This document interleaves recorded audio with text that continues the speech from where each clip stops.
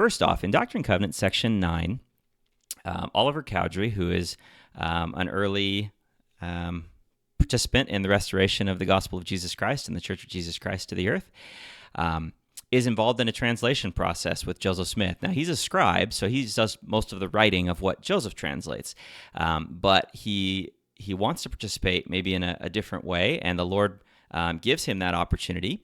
And so Oliver Cowdery is given the opportunity to try to translate the plates, and it is an utter failure. It doesn't work, and he's frustrated with this, and the Lord gives him a revelation to help him understand a little bit more about Revelation, which ties in nicely with this whole idea of getting answers to prayers. Okay, here's what the Lord says in section 9. Behold, he's talking to Oliver, you have not understood. You have supposed that I would give it unto you, right? In this case, the words of translation, but in our case, it might be like answers. Okay, when you took no thought, save it was to ask me. He says, you didn't do anything except ask. Okay, you didn't prepare, you didn't do anything. You just said, I asked, and I expected to receive, which if you study in the New Testament and you read, ask and you shall receive, it's easy to understand why we sometimes do this. We feel like, well, all I have to do is ask, and then I get a response. But the Lord teaches him something more that might help us. He says, you must study it out in your mind. Then you must ask me if it be right. And if it is right, I will cause that your bosom shall burn within you, therefore you shall feel that it is right. Okay, and so he's teaching us several important principles here, but let's take them one at a time. First off, the Lord expects us to study. He expects us to do work. He expects us to put in effort as we're seeking answers and seeking revelation. It's not just I asked and I wait around for him to give me an answer. Okay, a really good example of this is in the Book of Mormon. There's a prophet who we refer to as the brother of Jared. Technically, his name is Mahonri Moriankumer, but we'll call him the brother of Jared. Okay, and he's building these barges, and there's a lot of problems with these barges because they have to be able to cross the sea and take their people to the promised land. And he has several different problems, and the Lord helps him with several of the problems. But then there comes this problem of light. Okay, of light in the ships because these barges have no windows, and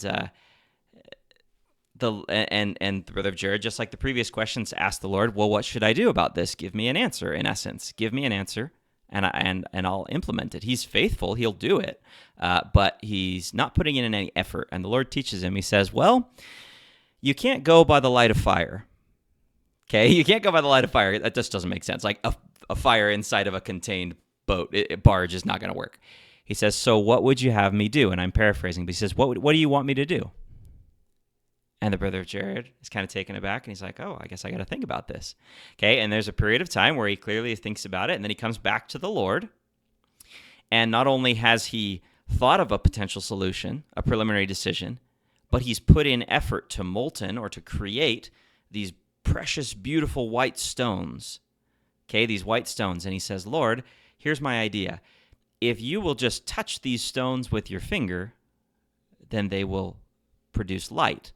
They will glow, and that will be the light that we need. And we'll put one in each barge, or one in each end of each barge. That's his idea. Okay, so he's thought it through. He's considered possibilities, and then he's presented a decision to the Lord and asked him to help him with it and to confirm that that is right. And the Lord is more than willing, once the brother Jared has put in that effort, to do that for him. Okay, and it works out really well. And actually, the brother of Jared receives a huge revelation thereafter, even more light and knowledge than he even anticipated because he put in some effort on this question. Okay, now, what can we take away from this? Well, I think the expression is true that it's easier to steer a car that's in motion than a parked car. Okay, any of you that drive know that like when the car is parked, it's really hard to turn the steering wheel.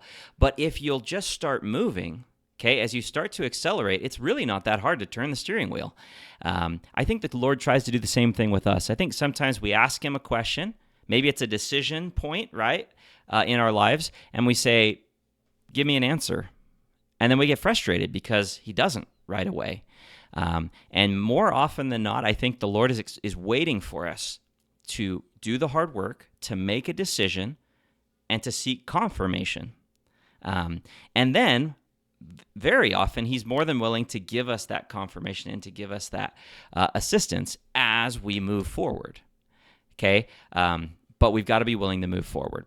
Okay, so a question maybe for the comments would be, how might learning to solve problems and make preliminary decisions like this, instead of just getting answers handed to us, help us become more like God? Help prepare us for the divine potential and the divine roles that we'll have in the future.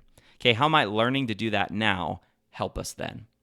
Okay, so just to review it, first reason, why hasn't God answered me? Maybe God is waiting for you to act in faith so that he can confirm the decision is right. My recommendation would be study, think, counsel with others, seek confirmation of that preliminary decision, and if nothing's forthcoming, move forward. Okay, move forward in faith. If you're sincerely seeking his inspiration, he's not going to let you go too far off the beaten path, or definitely not off the covenant path. Okay. Thank you so much for being on with us today. If you like and enjoy what we're doing here, I invite you to please subscribe, like what we're doing. Like this video, check out some of the other videos in our playlist, and we'll see you back next week. Thanks so much.